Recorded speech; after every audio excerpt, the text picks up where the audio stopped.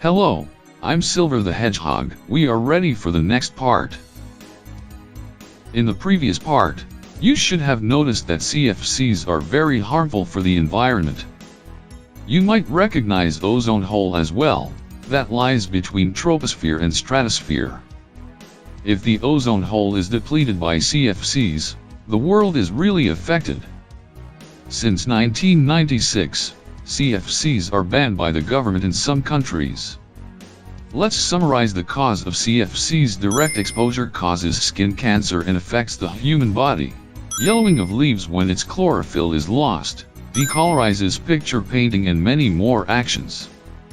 Now we move on to the next stage, Mesosphere. A layer of Earth's atmosphere that has a height of 85 kilometers, or 53 miles, where we see flying meteor and flying rocket. Wait, there are two more. Sprite clouds and Noctilucent clouds.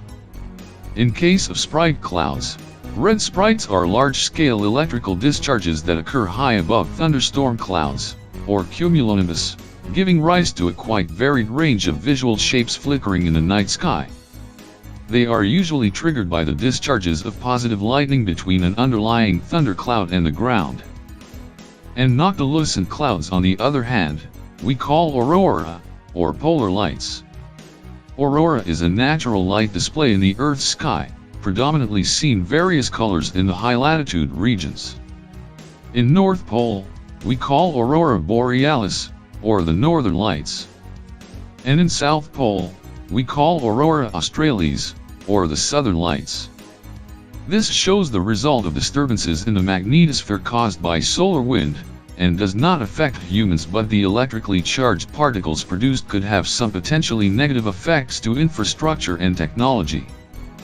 Next, Thermosphere. The thermosphere is the layer in the Earth's atmosphere directly above the mesosphere and below the exosphere. Its height is 85 kilometers or 53 miles, which is same as mesosphere. Above Aurora, the International Space Station satellite revolves around the Earth. Did you know how do satellites send and receive signals? In accordance with NASA, satellites communicate by using radio waves to send signals to the antennas on the Earth.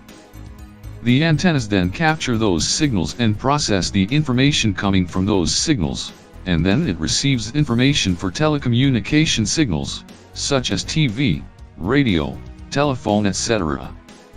This is just like communication media, where Princess Sally Acorn can help you. The last two, which we will discuss it in the next part, ionosphere and exosphere. Please stay tuned, like, comment, and subscribe now on YouTube.